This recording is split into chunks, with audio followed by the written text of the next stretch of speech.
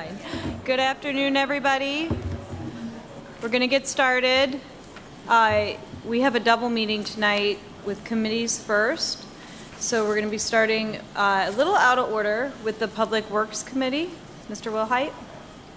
Thank you, Madam President. I'd like to call the Public Works Committee to order at 4:30. First up, we have 2026-215, a resolution confirming the award by the Board of Control of a purchase contract with Ports Petroleum Company, Inc. for unleaded and diesel fuel for general fleet operations at CUE pricing for a one-year term from 1/1/26 through 12/31/26 in an amount not to exceed $300,000 for the engineer and declaring an emergency. Ms. Swindell. Thank you. Heidi Swindell, Summit County Engineer's Office. This is our annual fuel encumbrance. We purchase fuel through the CUE, the Purchasing Cooperative. We do $300,000 a year. We did the same last year, and we just paid the final invoice on that. So it lasted from last July until now. So we're asking for $300,000 again. And I actually pulled up the last couple invoices and the gas prices on them. Maybe I shouldn't say it out loud, but they're actually getting lower instead of going up now. So knock on wood, it stays that way. But happy to answer any questions. Yeah, quick question on that. If, for example, going forward, if it were to reverse and go back and the prices go up, I've asked this question a couple of times with our contracts. We're protected, right, with this. Once we do this, we're locked in at a certain price, or do we fluctuate? We fluctuate. When we actually purchase the fuel, it is about a penny over the OPIS index. So it's tied to like OPEC and whatever they say the price per gallon is that day, the day that we purchase it, and then it's a penny over that. Okay, thank you. Any questions from members of the committee? Members of council? So moved. We have a motion by Mr. Schmidt. All those in favor? Aye. Opposed? The ayes have it. Thank you. Thank you. Next up is 2026-216, a resolution authorizing the executive to execute a member community infrastructure grant program agreement with the Northeast Ohio Regional Sewer District in an amount not to exceed $597,658.83, with a 50% local cash match required in an amount not to exceed $597,658.83 for Project Q186, elimination of Hudson Sanitary Sewer Overflow, Area L. Is that L? Is that L or 1? I can't, like, it's an L. L. It's an L, okay. Can't see it on mine. Located in the city of Hudson in Council District 3 for the Executive's Department of Sanitary Sewer Services and declaring an emergency. Mr. Vinay. Thank you, Chair. Michael Vinay, Executive's Department of Sanitary Sewer Services. This is a project that's going to replace 1,700 lineal feet of 12-inch diameter sewer. We're going to change the grade in the pipe and the alignment as well. This will allow us to eliminate a constructed overflow that's on State Route 303 in the city of Hudson. This is a mandate by the EPA to get rid of this overflow. This flow does go to the Northeast Ohio Regional Sewer District. We've applied for this grant through their community grant program, and we were accepted, so we just need to execute the agreement for this project. Happy to answer any questions. Thank you. Any questions from members of the committee? Members of council? I have one, Jeff. Sure, go ahead. Mike, how often does it overflow?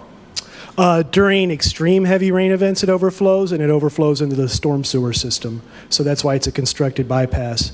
And technically, those are not allowed. This is from the 70s, so under mandate, we are required to get rid of that. So how often does it overflow? Every time it, like, I we would had say- heavy rain over the weekend, did it overflow then? No, it would have to be a pretty significant event to trigger the overflow. I would say on estimate, and this is just a guess, I can get some numbers for you, but I would say maybe 2 or 3 times a year. Thanks, Mike. Sure. Any other questions? I'll move, Mr. Chairman. We have a motion by Mr. Schmidt on 2026-216. All those in favor? Aye. Opposed? Motion carries.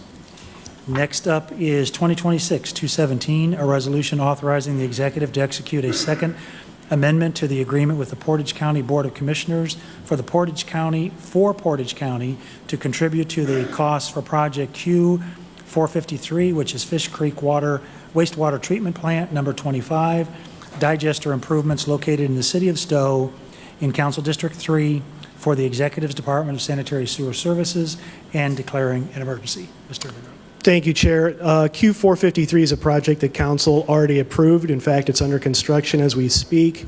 In 1975, the county executed an agreement with Portage County to accept flow from Portage County, and in that agreement, they purchased 12.5% of the capacity of the plant. So with this project, we obviously took out a loan to fund the project, which was also approved by Council.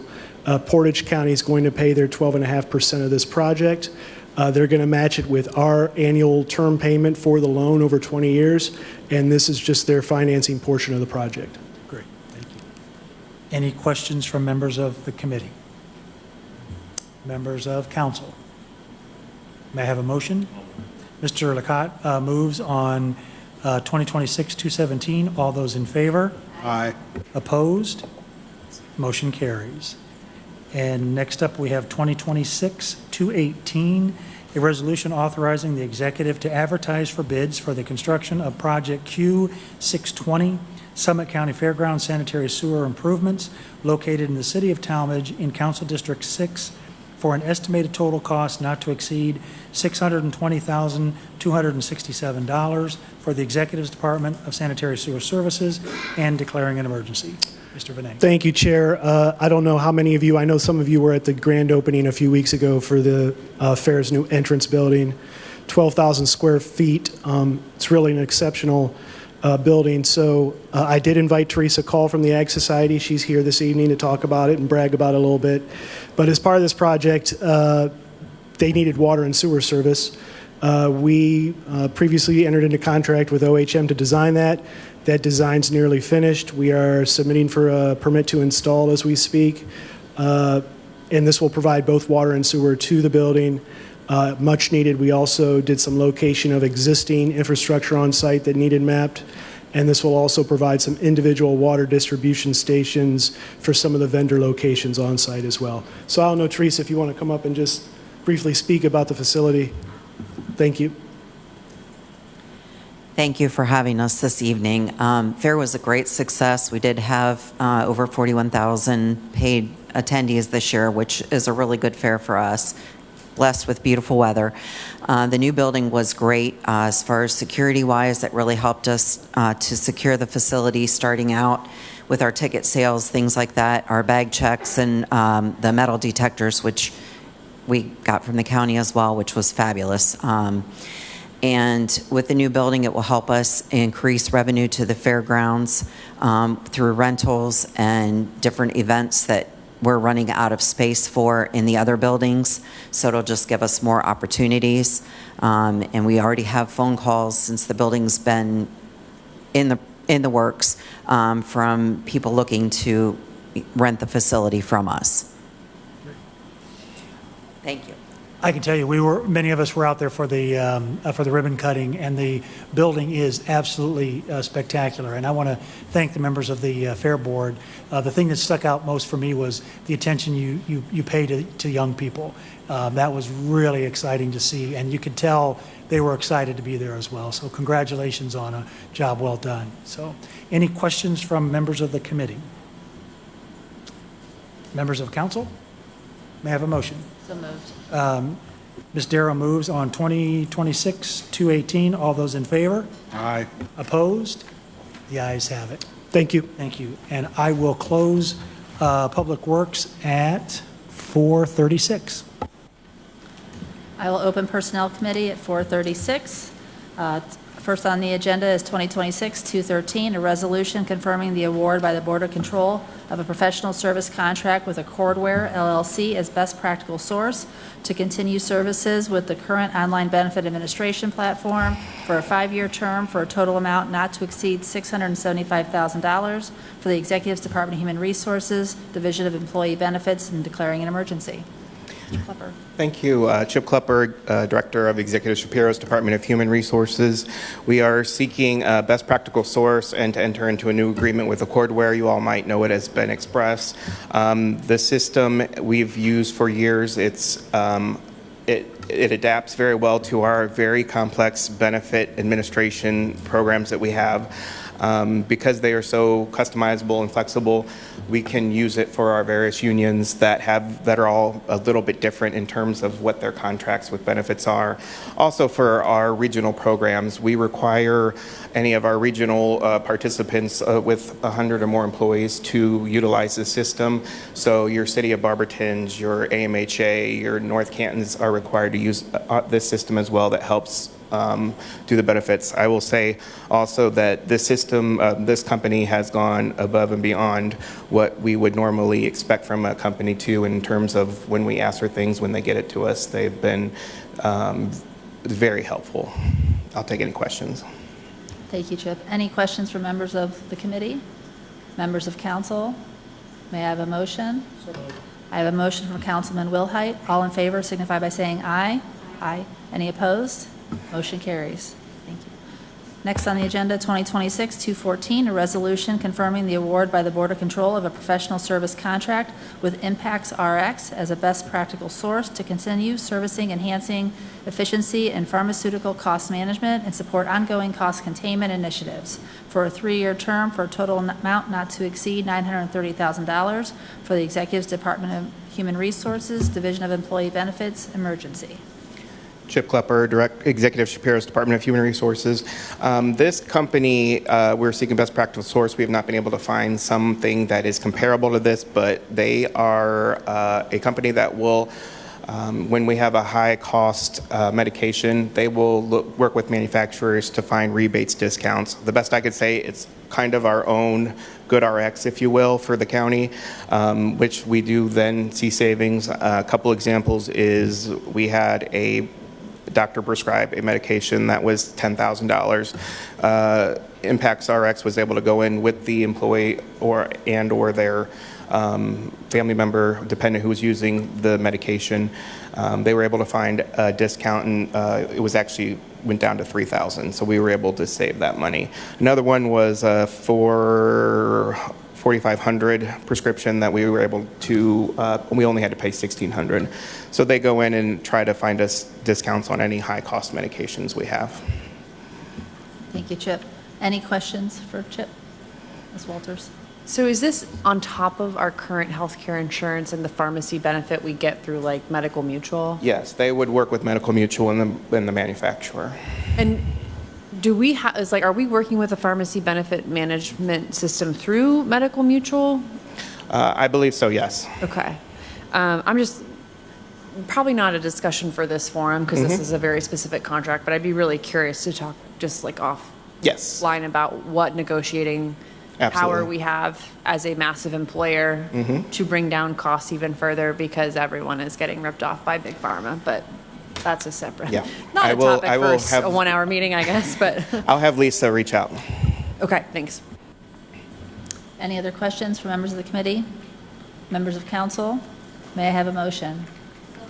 I have a motion for Councilwoman Darrow. All in favor signify by saying aye. Aye. And opposed? Motion carries.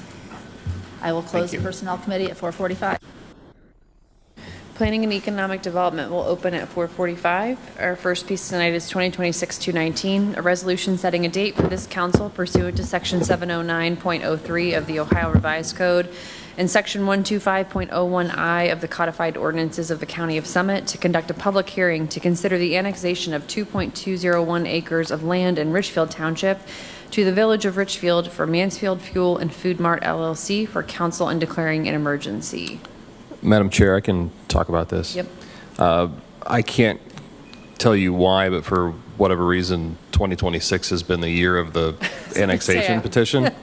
We have had a handful of them this year after none for several years. This is another one we have received also in Richfield Township to the Village of Richfield is what they're proposing. This one is a business being handled by a law firm, for what it's worth. We have to schedule the public hearing no fewer than 60 days, no further than 90 days from the filing. So we've set that for October 19th. Do we know if Richfield has plans to or has already taken a vote on this matter? We do not, but we will find out Thank you. beforehand. Any questions? Can I have a motion? I have a motion from Mr. Wilhite on 2026-219. All those in favor, please signify by saying aye. Any opposed? The ayes have it. 2026-220, a resolution authorizing the executive to advertise for bids for the jail door controls project located in the city of Akron in Council District 4 for an estimated total cost not to exceed $1.9 million for the executive's Department of Administrative Services physical plants. Mr. Tober. Good evening, thank you. Tim Tober with Administrative Services. This project is one that's been vetted out for over a year now, and we have a very antiquated system at the jail. These are original door controls. This system also controls the intercom to the cells. So it is original to the jail, which would have been 1990, I believe, 2, and then the annex was in 95. So this is, it's reached its useful life and needs to be replaced. Any Happy to questions answer. for Mr. Tober? Do a motion? So moved. I have a motion from Ms. Hyam on 2026-220. All those in favor, please Madam signify. Chair, I have a Yes. question. Oh, I'm sorry, John, I missed That's you. quite all right. Have you visited other jails to see how it works in their facilities? Excellent question, and I'm glad you asked. Yes. We went to Medina County, and we also visited Auglaize County. There's 2 different types of systems that run off of different IT addresses, and it gets pretty... I learned a lot about door controls. But we did visit Auglaize County and Wapakoneta, or Wapakoneta in Auglaize County and Medina County to see different type of systems and how they operate. Now, Brian, this has been talked about for a long time, hasn't it? I thought we already did it. We did this like probably 15 years ago, and Been around a while, I guess. they're failing. The technologies have changed. Yeah. So we This did is the do second that. door control upgrade you and Since I. we've been around. Yeah. Jeez. All right. Thanks, Brian. Thank you. You're welcome. Thank you, Madam Chair. Very impressive that you pronounced Wapakoneta correctly, too. Yes, I will say. I learned it. I have a motion from Ms. Hyam on 2020. All those in favor, please signify by saying aye. Any opposed? The ayes have it. 2026-221, a resolution authorizing the executive to advertise for bids for the jail generator replacement project located in the city of Akron in Council District 4 for an estimated total not to exceed $700,000 for the executive's Department of Administrative Services emergency. So, different project at the jail, but similar reason for its replacement. Original generators, we learned last winter that we cannot find parts for them, although they do operate currently. But if it ever failed again, we cannot find parts. So we've gone through the engineering process and have drawings ready to bid for replacing both generators. Mr. Happy to answer Wilhite? questions. Mr. Gilbert, on something like this, piece of equipment like this, is there any kind of a recycling residual that we get towards the project, or is it just, it's done, get rid of it? I don't know the answer to that, but I could find out. Just curious. Yeah, I can find that out. Yep. I'll move. Okay. Any other questions? I have a motion from Mr. Wilhite on 2026-221. All in favor, please signify by saying aye. Aye. Any opposed? The ayes have it. Thank you, Mr. Tober. Planning and Economic Development will close at 4:46.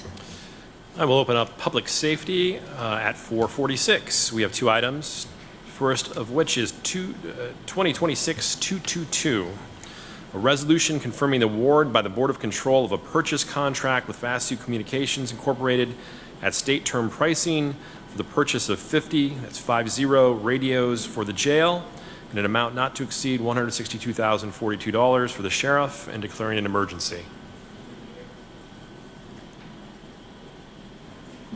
Good evening, everybody. Bill Holland from the Sheriff's Office. This is to replace radios at the jail that were not encrypted, just to ensure that medical staff, radio transmissions that go out regarding inmate either being transported to the hospital or other medical information is not transmitted over an unencrypted radio that's available through different apps and scanners. Medical information as well as movements and transports of inmates of where they're going as well. And not too long ago, we had a training regarding an overdose and there were, deputies down, just a scenario, and it went out over these radios, and people were reporting that there was actually an incident going on that wasn't going on. So this will ensure that all of the radios there are encrypted. We worked with the executive's office on this.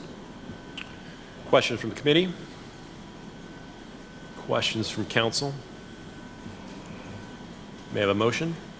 Mr. Ford has moved on 2026-222.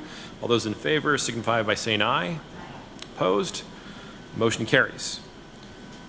2026-223, a resolution declaring August 2026 as National Emergency Management Awareness Month in Summit County and encouraging residents to recognize the emergency managers in every sector who work diligently to prepare, protect, and serve our communities against all hazards, risks, and disasters for the executive and council, and declaring an emergency. Hello. Yep, good afternoon. I'm Joseph St. John, the Associate EMA Director for our Emergency Management Agency. Thank you for the opportunity to speak on this topic and recognize kind of what we do.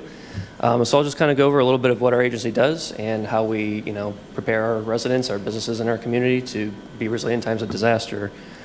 So our main goal in emergency management is to protect and save lives, like I said, and also minimize the impact of disasters on our local economy and businesses.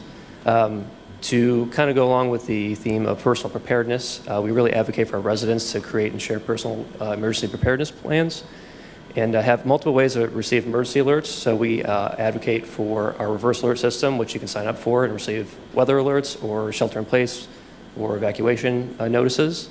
And we also have a smartphone Summit County EMA app, which is wonderful. It does those same things, but also you can create your plan in there and share with family and friends as well. It's a great resource. Also, initially to that, we are always active behind the scenes creating, updating, and maintaining emergency plans. So we have a cohesive and effective response to any sort of disaster that may impact the county.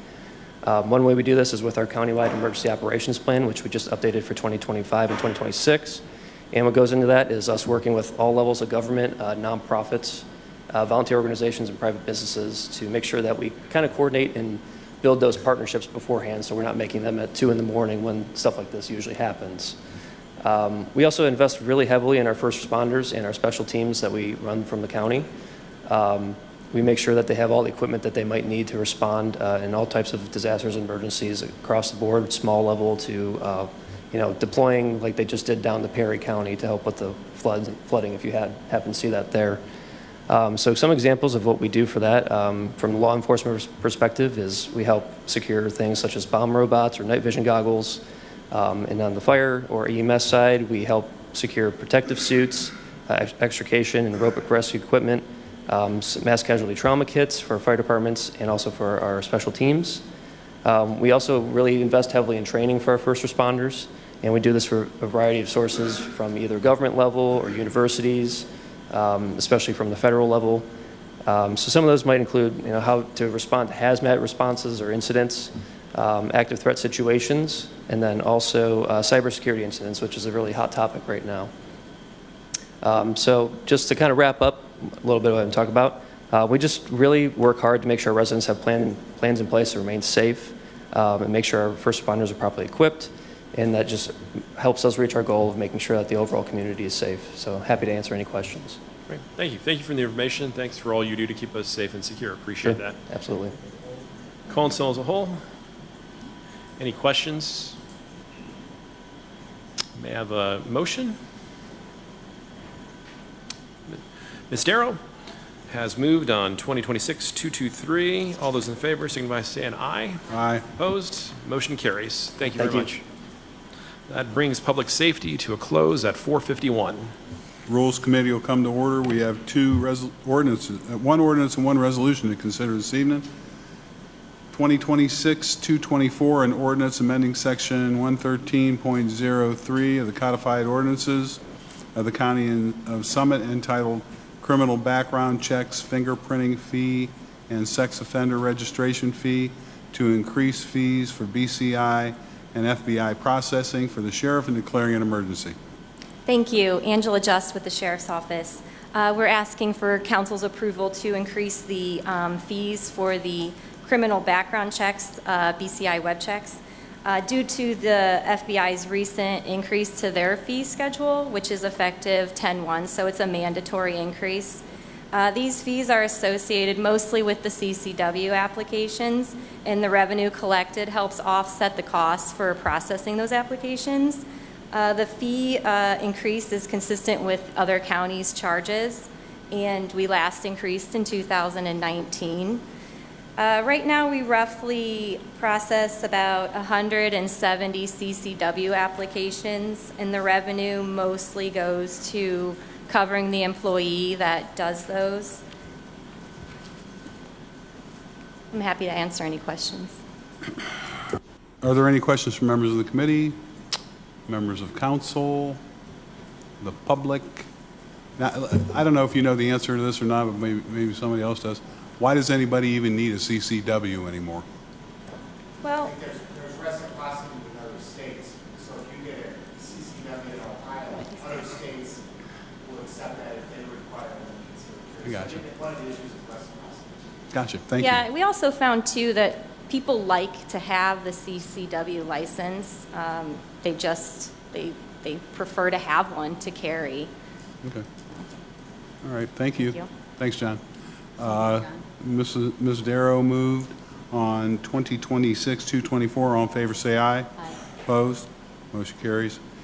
Thank you. Thank you. 2026-225, a resolution confirming the award by the Board of Control of change order number 1 to a professional service contract with Thompson Hines LLP in an amount not to exceed $105,000 for a total amount not to exceed $155,000 for a cumulative increase of 210% for the continuation and completion of legal work to establish the support organization with Akron Community Foundation and other opiate settlement fund-related issues for the Executive Department of Law and Risk Management and declaring an emergency.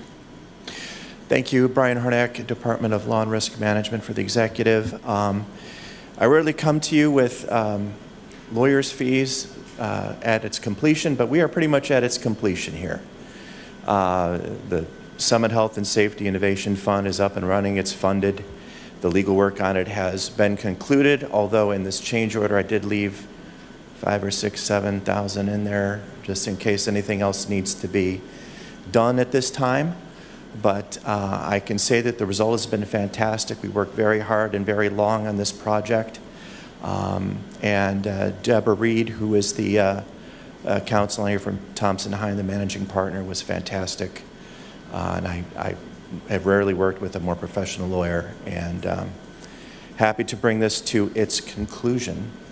So, take any questions. Are there any questions from members of the committee, members of council, the public? I'll entertain a motion. No motion. Liz Walters moved on 2026-225. All in favor say aye. Aye. Opposed? Motion carries. Thank you. Is there any other business come before the Rules Committee? Then we're adjourned.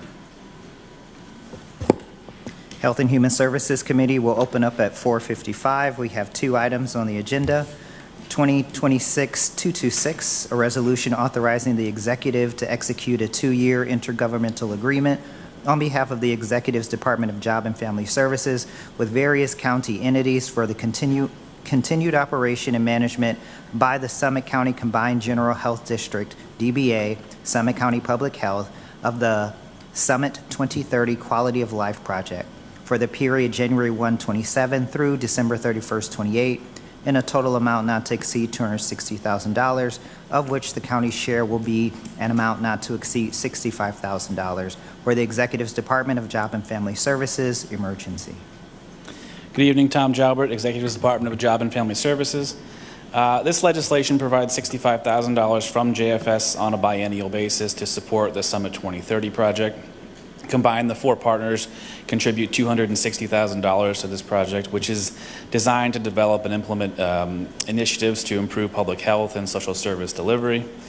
And so far in the history of this initiative, data compiled from this project has led to county initiatives such as Bridges Out of Poverty, Shared Interpretation Services, and Unite Us. Happy to answer any questions. Any questions from members of committee? Members of council? May I have a motion? So moved. Motion from Councilman Wilhite. All those in favor? Opposed? Motion carries. Thank you. 2026-227, a resolution declaring August 31st, 2026, Overdose Awareness Day in Summit County, raising awareness of the opioid epidemic and asking residents to join in remembering and mourning the lives lost due to the epidemic for the executive and declaring an emergency. Hi, everyone. David McCartney, Community Impact Supervisor at Summit County Public Health. And we are grateful that you are here to recognize and declare August 31st as Overdose Awareness Day. Summit County, again, is joining with not other communities across the state of Ohio, but internationally with this resolution. A major message of Overdose Awareness Day is a call to action reminding everyone that overdoses, especially opioid overdoses, are reversible with the use of Narcan, commonly known as naloxone, by a bystander or first responder. In Summit County, approximately 80% of overdose deaths involve opioids, with fentanyl being the most prevalent. We've been a longtime partner of Project Dawn with the state of Ohio, deaths avoided with naloxone, since about 2015. And that has allowed us to train numerous community members and about the education and provide education on overdose awareness. Some stats as of the end of July of this year, we distributed 6,806 naloxone kits through our services, through direct distribution, partnerships with other organizations, mail orders, and vending machines. We have 352 individuals trained to respond to an overdose medical emergency, 397 reversals reported by community members when they fill out the form to obtain their naloxone, and over 360 nalox boxes throughout Summit County that contain naloxone, and simple instructions so that anyone, anywhere can respond to an overdose emergency. We also have 9 vending machines active in Summit County that distribute naloxone and other harm reduction materials and prevent barriers, to help address barriers such as transportation and stigma that make it difficult for people to access services. We are very appreciative of all the funding that has been distributed through the Opioid Abatement Advisory Council through County Council, especially the upcoming funds that Brian was just talking about. And we are hopeful that with this work, through these initiatives, that the diligent work of our community will continue to see the overdose deaths decline. Since 2024, there were 130 overdose deaths reported in Summit County, and as of today, there were 36. So we are seeing it decrease, but even one death is still too many, and we need to continue this work and this effort. And so we are appreciative. Does anybody have any questions for me? Questions from members of committee? Council as a whole. Council as a whole? I have a question. Sure. Ms. Darrow? I have a question. So if first responders actually go to a business and, for overdoses and everything like that, do they kind of get a hold of you guys and recommend Narcan stuff being put into those facilities? We do use data-driven decisions for that type of process, but we also have a quick response team that goes out into the community. So if that individual, we just switched partners. So we now can go to anyone who has experienced an overdose to their house, and meet with them, have a further discussion, help them access resources, provide more naloxone, do Narcan overdose training with the family and friends who they live with, et cetera, et cetera. Any other questions? May I have a motion? Motion from Councilman Lacotte. All those in favor? Aye. Opposed? Motion carries. And with that, I'll close Health and Human Services Committee at 5:01. And I will open the Committee of the Whole at 5:05, sorry. We have one item, 2026-228, a resolution declaring September 15th, 2026 as National Voter Registration Day in Summit County, encouraging the citizens of Summit County to register to vote, to ensure their voter registration is up to date, and to celebrate democracy by exercising their right to vote for the Executive and Council and declaring an emergency. Thank you. Rachel Madigan, Executive Shapiro's Department of Administration and Public Information. So Tuesday, September 15th is National Voter Registration Day, and we take a great deal of pride in our safe and secure elections here in Summit County, as you know. As right now we are sitting amid our $15 million investment in this brand new Board of Elections building located at 1050 East Talmadge Avenue.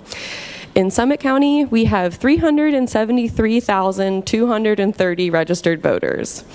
And in the state of Ohio, registering to vote is the first step in making your voice heard.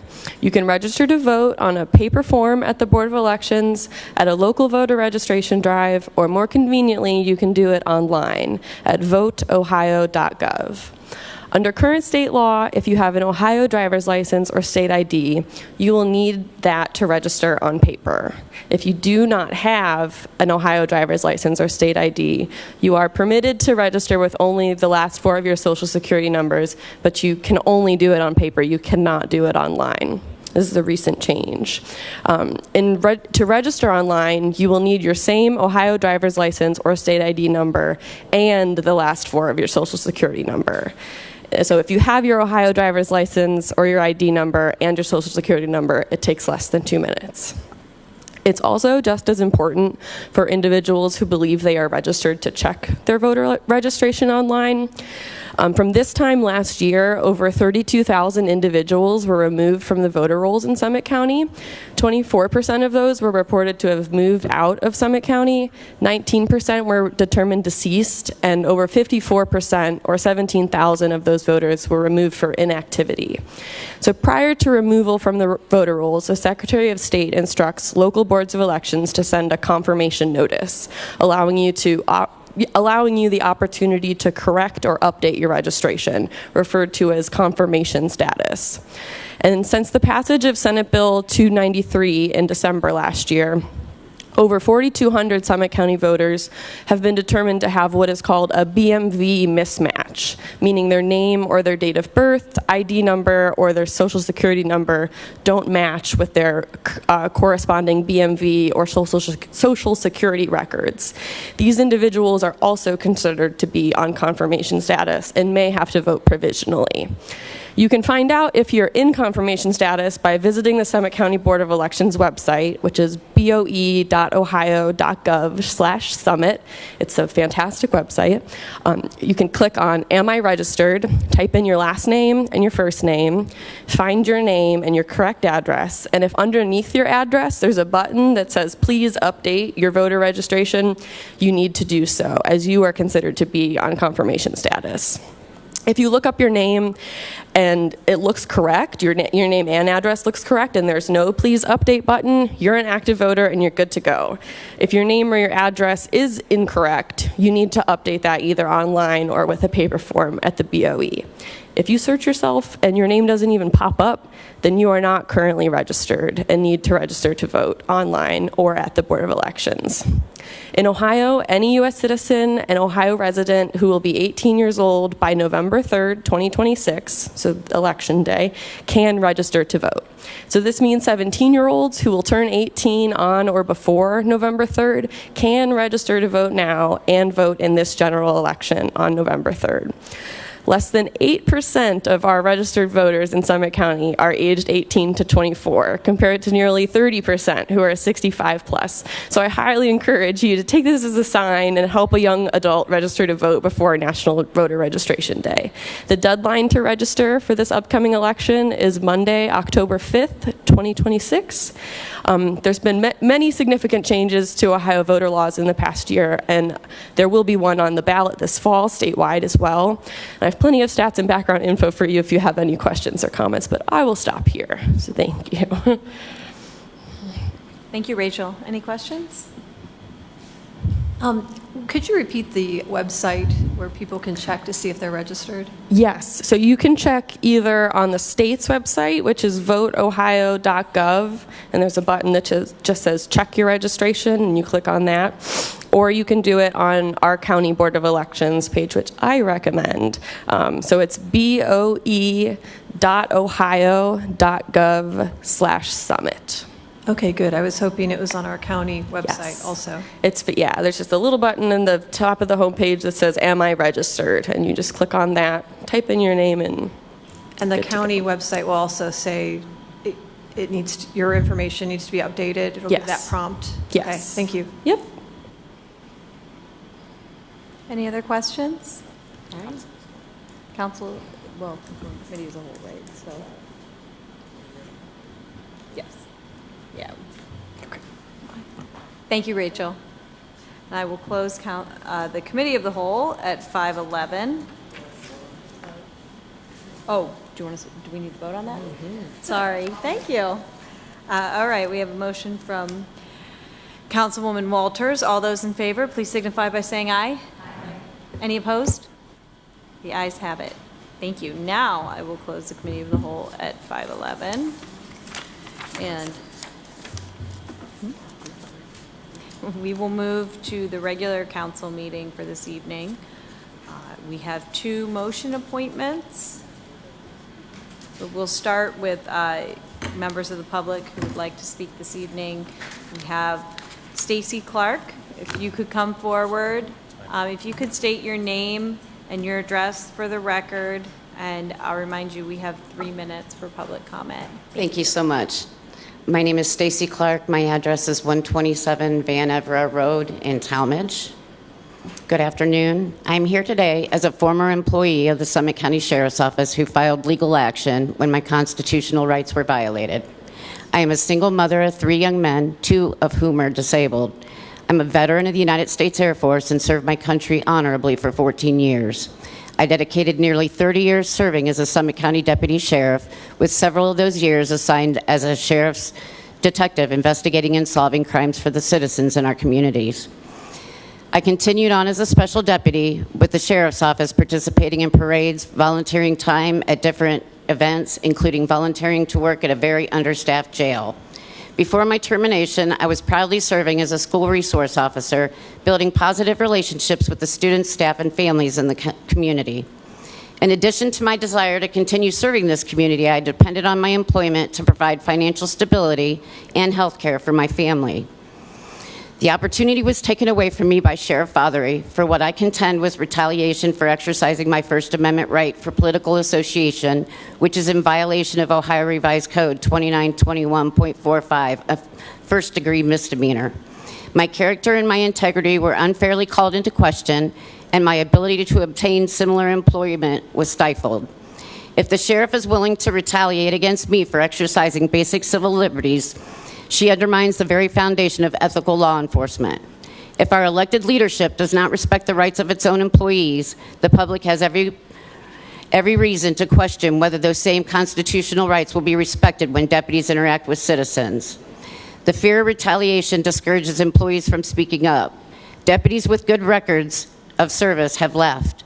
An example of this is also reflected in recent litigation filed by a former employee against the Summit County Sheriff's Office for violation of the Ohio Whistleblower Protection Act. Sadly, this reflects how for employees who have spoken up were attempted to be silenced until they chose to file this type of civil litigation. Others remain silent or choose to conform, regardless of their own concerns, and emerge as unharmed or can even appear as rewarded for the silence or conformity. This culture risks breeding corruption rather than public service. During Sheriff Fothery's deposition in my case, when asked by my attorney if she could revoke a special deputy's commission based on any reason, including a person's race, she stated, "I can revoke a commission for any reason that I choose or no reason whatsoever." I then became aware in April 2026, the Sheriff Fothery hosted mandatory meetings with all special deputies. During these meetings, special deputies were required to sign a form acknowledging that the sheriff can fire them at any time for any reason she chooses. Multiple current specials found this to be incredibly intimidating and threatening. Sheriff Fothery's own testimony and actions foster fear among the special deputies who otherwise lack job protection. I believe that the sheriff's actions demonstrate how power can be abused rather than exercised with integrity. The rule of law is selectively being applied, not morally upheld. The department is being run like a political domain with no accountable oversight, not a public institution meant to serve the people in a fair, just manner. I respectfully urge this council to carefully examine the leadership and culture with the Summit County Sheriff's Office and to use its oversight authority to ensure accountability and meaningful reform. Public confidence depends on transparency, respect for constitutional rights, and responsible leadership. Public officials should be held to the highest standards of accountability. particularly when they oversee agencies entrusted with protecting the rights of others. I also encourage the public to evaluate whether the current sheriff has demonstrated the leadership and commitment to constitutional principles that this office requires.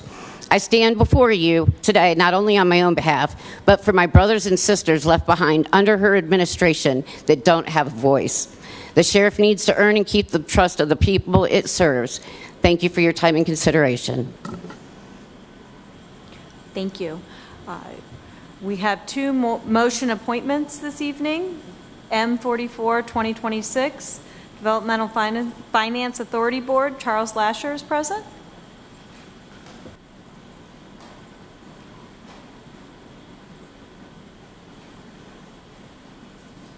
Thank you, Council, for having me. I want to tell you I'm very excited about representing the people of Summit County. I've been a resident of Summit County my whole life. Currently, I am a senior account manager with Quicket Solutions. It's a software company that focuses on court and law enforcement software. Prior to that, I worked in the Clerk of Court's office in Akron Municipal Court for 20 years, serving the city and the county. I really look forward to being a voice in the county and helping with the human resources and voice my opinion as needed. Thank you. Are there any questions for Mr. Lasher? Thank you for your willingness to serve the county. Thank you. Thank you. Okay, we have M45 2026 Public Defender Commission. The following individuals are present: Rachel Tecca, Herman Hill, Christy Erb, Laura Duda, and Brian Wrights. If any of you would like to come forward and just introduce yourself, we'd appreciate it. Thank you. Hello, Council. I'm Laura Duda, and I am Vice President of Strategy and Engagement at Stark State College. So this is a fantastic opportunity for me to bring the work of Stark State and to connect the social services agencies within the county with the needs of our students. So I'm really excited and honored to be asked to serve. Good evening, Council. Rachel Tecca with the Youth Success Summit. I'm very excited to be recommended for the Social Services Advisory Committee. It's going to be an honor to serve and to work with other great professionals dedicated to our community. So thank you. Good evening. My name is Herman Hill. I'm the Executive Director of the Akron Metropolitan Housing Authority. I've been in that position for 4 years. I've been in the public housing space for over 20 years. Obviously, I live here in Summit County, and I'm happy to serve on the Social Services Advisory Board upon your approval. Thank you. Good evening, Council. Brian Wrights, Vice President of Community Investment at Akron Community Foundation. I've been with the foundation for 9 years and in the nonprofit sector for 25 years, and I just want to highlight the opportunity that I've had from your benefit of giving and partnering with Akron Community Foundation for the Summit County Opioid Healing Fund. I've been highly engaged with that over the past number of years, and I look forward to this new opportunity. Thank you. Hi, Christy Erb. I'm honored to be here this evening. I work for CLA. I'm in the public accounting space as a principal there. I work with a number of nonprofit organizations, of which receive a lot of funding from the Summit, from Summit County. So looking forward to working with this group and making an impact. Thank you all. And just to clarify, it's the Social Services Advisory Board that you all are nominated for. You had a typo there. Okay, well, thank you all for your willingness to serve. And Mr. Lasher, I understand you're serving on the Human Resource Commission, not the Development Finance Authority Board. So thank you for your service there. Madam President, Mr. Wilhite, I don't know if you have updated council members on Mr. Hill's intervention, I guess, on our behalf, the residents who came in a few weeks back, whose trees, they had trees falling, and why don't you? Absolutely. And Herman, thank you so much for that. If you were here the a couple of the Thomases came here to share their story, made a call to Herman and his team, and they moved very quickly on getting that addressed, and the Thomases are very happy with the way that turned out. Mr. Donofrio stepped in and helped as well on that, and that's the kind of service that we love to hear about. So thank you, Herman. You did a great job, you and your whole team. So. Excellent. Thank you, Mr. Hill. Thank you, Jeff. We have 10 first readings this evening. There are 2 first reading passage requests, 2026-229. Mike Vinay will address council. Thank you, President. Michael Vinay, the Executive's Department of Sanitary Sewer Services. We continue to build our funding stack for the Village of Peninsula project. This piece would be an application to the Ohio Public Works Commission. We're going to seek $750,000. The applications are due on September 11th of this year. So I requested first reading passage in order to make that deadline for uploading the necessary resolution. The alteration in the council schedule kind of made this happen. So I appreciate your consideration of this request. Happy to answer any questions. Are there any questions for Mike? Okay, Jeff, are you okay with this one? Thank you. Thank you. Mike. 2026-230, Phil Montgomery and Sarah Bucci-Gross will address council. Welcome back, Sarah, and congratulations. Thank you. It's good to see you all. Sarah Bucci-Gross for Executive Shapiro. On tonight's appropriation on the first page, we have some additional funding for the general fund to meet anticipated expenditures through year end. Our second item is to add some additional budget for the HVAC project we have going on at juvenile court. That got approved in the 2026 CIP plan, but just a portion of it. The full amount is estimated to be $3.5 million. So this addition for 2026 gets us to $475,000 of that $3.5 million. Next up is just a closure of a project, so a small reduction to the budget under capital as well. Under economic development, we have a minor home rehabilitation grant that goes along with HWAP funding.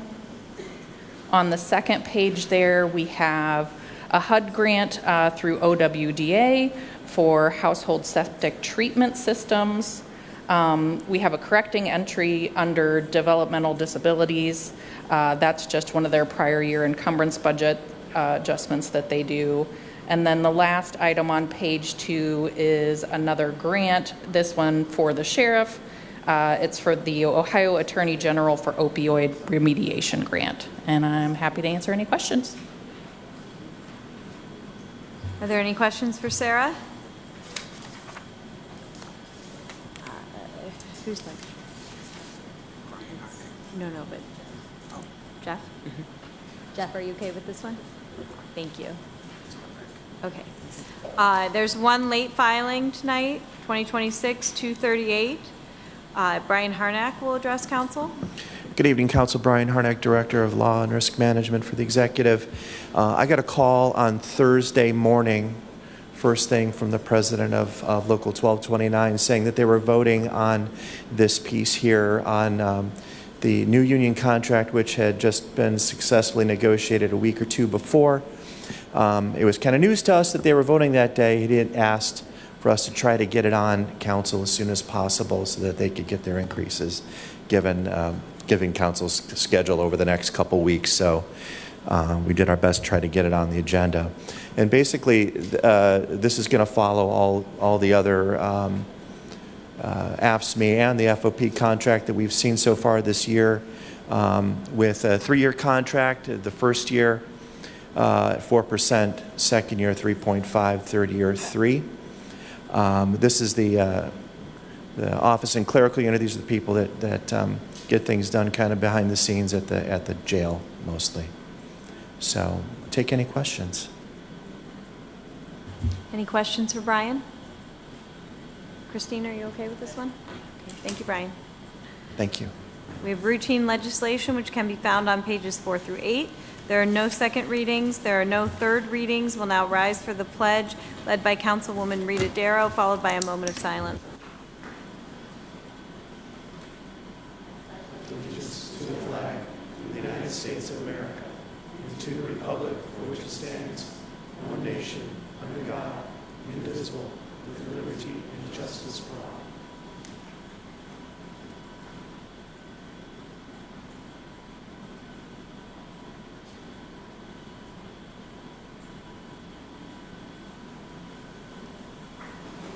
Roll call, please.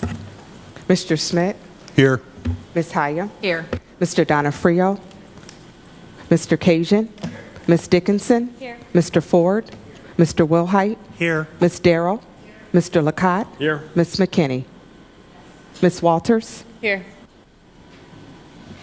Can I have a motion to adopt the minutes from the August 17th council meeting? Motion by Councilwoman Walters. All in favor? Aye. Any opposed? Motion carries. Motions for council. M44, 2026. A motion of council confirming the appointment of Charles Lasher, replacing Deborah Matz, to the Human Resource Commission. So moved. I have a motion to adopt M44 2026. All in favor? Aye. Any opposed? Motion carries.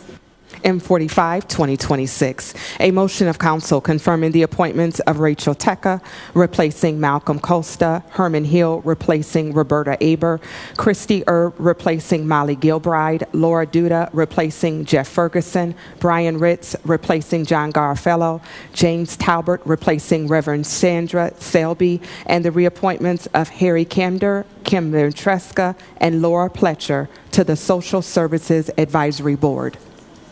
I have a motion from Councilwoman Hyam to adopt M45 2026. All in favor? Aye. Any opposed? Motion carries. First readings, 2026-229, a resolution authorizing the executive to execute an Ohio Public Works Commission grant application and any other documents necessary to apply for and accept grant funds in the amount of $750,000 for Project Q208 Peninsula Environmental Sustainability Project located in the Village of Peninsula and Council District 1 for the Executive's Department of Sanitary Sewer Services Emergency.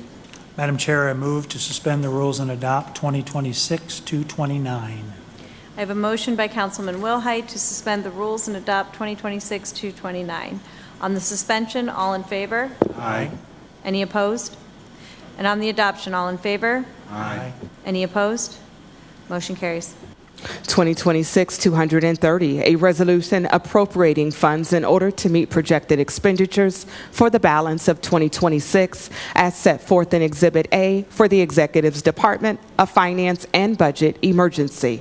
Madam Chair, I move to suspend the rules and adopt 2026-230. I have a motion by Councilman Wilhite to suspend the rules and adopt 2026-230. On the suspension, all in favor? Aye. Any opposed? And on the adoption, all in favor? Aye. Any opposed? Motion carries. 2026-231, a resolution approving the salary adjustments for certain classified non-bargaining employees based upon job performance, increased responsibilities in their job duties, and pay equity for the Clerk of Courts Emergency. 2026-232, a resolution confirming the award of a professional service contract with NFP Corporate Services for general consulting services for health and wellness benefits for a 5-year term from October 1, 2026 to September 30, 31 for an amount not to exceed $2,100,000 for the Executive's Department of Human Resources Division of Employee Benefits Emergency. 2026-233, a resolution to extend the final design report to June 1, 2027 for Northfield Center Townships, Norwood Lake, Beach Drive, and Cherry Lane Ditch petition pursuant to Section 6131.12 of the Ohio Revised Code Emergency.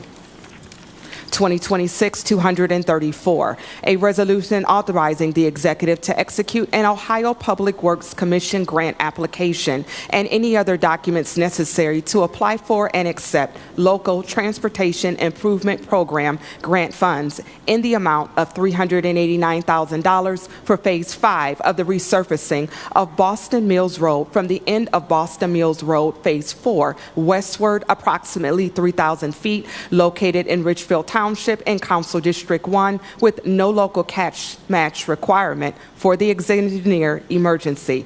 2026-235, a resolution confirming the award by the Board of Control of a construction contract with Lake Erie Construction Company for the 2026 Summit County Guardrail Replacement Program in an amount not to exceed $365,320 for the engineer emergency. 2026-236, a resolution declaring the month of September 2026